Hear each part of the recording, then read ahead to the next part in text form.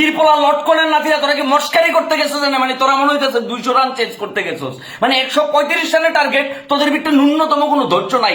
একটাও হিট হৃদয়, তারপর হচ্ছে কি ও শেখ মেহেদি বাইরে ভাই, পারভেজ ইমন ভাই, মন্ডাই চাইতেছে ভাই তোর যে আমি কি করি রে ভাই। তোরা পুরো বাংলাদেশের মানুষের টেনশনে রাখছিস, মনে হইতেছে তোর খেলা দেখা যে তোরা 200টা রান চেঞ্জ করতেছিস ভাই। তোর কিসের এত তাড়াহুড়া, কিসের এত তাড়াহুড়া? মানে সাইফ হাসান দুর্ভাগ্যক্রমে আউট হয়ে গেছে গা, মানে এখন ম্যাচটারে কে টাইনা লয়ে যাবো ভাই, কে টাইনা লয়ে যাবো? মানে পাকিস্তানের বলারদেরকে কি তোরা এটা বুঝাতে চাইছো যে ভাই 1971 সালের আগে আমরা তোদের ভাইয়া ছিলাম, তোরা যেমনি করে ব্যাটিং করবি আমরাও এমনি করেই ব্যাটিং করবো, এবং তোরা আর আমরা কোনো আলাদা কিছু না ভাই।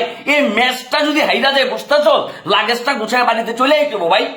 মানে জাস্ট ন্যূনতম কোনো কমন সেন্স নাই যে 135 রানের টার্গেটের এগেনস্টে আমাদের ব্যাটিংটা আসলে কেমন হওয়া উচিত। আরে ভাই পাওয়ার প্লেতে তো ঠিকঠাক ভাবে রান চলে আসছিল, ম্যাচ তো হাতে। এই ম্যাচটারে মানে জিতা ম্যাচটারে এমনি করে কি গোয়াড়া মাইরা দিতেছে বাঙ্গির পোলারা। এই বাঙ্গির পোলারা আল্লাহর প্রত্যেকটা দিন মানুষের টেনশনে রাখবে। আল্লাহর প্রত্যেকটা দিন যখনই খেলা দেখতে বসি সব কাজকর্ম সেরা, তখনই মনে করছে মানে কলজারা বুকটা কাঁপতাছে, বুকটা জাস্ট কাঁপতাছে ভাই। তোর দুইটা পায়া ধরি ভাই, তোরা আল্লাহর ওয়াস্তে ম্যাচটা জিতা ভাই। তোর দুইটা পায়া ধরি ভাই, তোর লাগে আমি 10টা ফকির খাওয়ামু ভাই, 10টা ইতিম পোলা বাইন খাওয়ামু। তোরা আল্লাহর ওয়াস্তে ম্যাচটা জিতা ভাই। তোরা বাঙ্গির পোলার আমার ঘরে টেনশনে রাখিস না ভাই, আমরা টেনশন লইতে পারি না ভাই। আমি প্রেশারের রুগী ভাই, আমার বুকটা ব্যথা করতেছে বাম সাইড। তোরার ভাই তোর ন্যূনতম কোনো কমন সেন্স নাই ভাই। তোরা তো এই ভিডিও দেখবি না আমি জানি ভাই, এই ভিডিও তো তোরা দেখার কোনো সুযোগ নাই, কিন্তু ভাই তোর কিসের এত তারা? তোর কি গার্লফ্রেন্ড কল দিছে নাকি তোর গার্লফ্রেন্ড ভাই আরেকজনের লোকে ভাগ্যা গেছে ভাই? মানে কিসের এত তাড়াহুড়া যে জায়গায় ম্যাচটারে ইজিলি বের করা যায়, এই ম্যাচটা ইজিলি মানে আমি জানি না ভাই, এই ভিডিওটা আপলোড দিতে দেওয়া যাবে আরেকটা উইকেট কি আমাকে গেছে গা। মানে এই কইরা কি আমরা খেলমু? মানে এই কইরা আমরা এশিয়া কাপের স্বপ্ন দেখছি? মানে এই যে শামীম হোসেন পাটোয়ারি নামছে, শামীম হোসেন পাটোয়ারির লগে সোহান আছে, এটার পরে কে নামবে? জাকের আলী। তারপরে কি আর কোনো ব্যাটসম্যান আছে?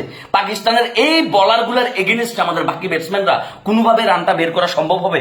আমাদের তো পাওয়ার প্লেতে দরকার ছিল যে কি ওইটা আমাদের সবচেয়ে বাড়তি অ্যাডভান্টেজ হিসেবে পাওয়ার প্লেতে আমরা কি যদি 50 রান বাইর করে ফেলি, বাকি ম্যাচটা আস্তে আস্তে আস্তে আস্তে করে কি আমরা খেলবো ভাই। ভাই এই ন্যূনতম জিনিসটা আমরা যারা ক্রিকেট খেলিও না তারাও তো বুঝে ভাই, কিন্তু মাঠের ভিতরে কিসের তো প্রেশার? মানে কারা ডাকে, কারা হাতছানি দেমনে করে নাকি ভাই? তোরা জুয়ারির লোকে মানে কোন ফিক্সিং টিক্সিং করছিস ভাই? মানে তোর কি চিন্তা লয়া ভাই তোরা মাঠের ভিতরে ব্যাটিং করছিস ভাই? আল্লাহর প্রত্যেকটা দিন প্রত্যেকটা ম্যাচের ভিতরে এই টেনশন। এই পারভেজ হোসেন ইমুন না বাঙ্গির পোলার একটা ম্যাচের ভিতরে ভালো করতে পারেনি।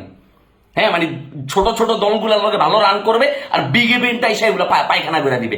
এত জঘন্য লেভেলের ফিল্ডিং করার পরে ক্যাচ ছেড়ে দিয়ে একটা ভালো ক্যাচ ধরছে, এর ভিতরে রান তুই মিনিমাম 30-40 রান তোর কন্ট্রিবিউশন থাকার দরকার ছিল, এই জায়গায় তুই ডাক মাই রাখি আউট হয়ে গেছিস। তখন কিসের এত তারা ভাই? তখন কে ডাকে? তখন শয়তানে কি লাড়ায় পাট খেতে লয়ে যায়? তখন শয়তানে ভাই। ভাই দেখ ভাই প্লিজ ভাই আমার মাফ করে দিস ভাই, ম্যাচটা যদি জিতে আমার গালে 2টা জুতা দিয়ে বাড়ি মারিস ভাই, তারপর আমার কলজার ভিতরে শান্তি লাগবে। তারপর ভাই আল্লাহর ওয়াস্তে ম্যাচটা জিত ভাই। ম্যাচটা যদি আজকে উল্টাপাল্টা কিছু হয় ভাই, তাহলে কিন্তু মানে একটা উল্টাপাল্টা কিছু হয়ে যাবে ভাই, কয়ে দিলাম।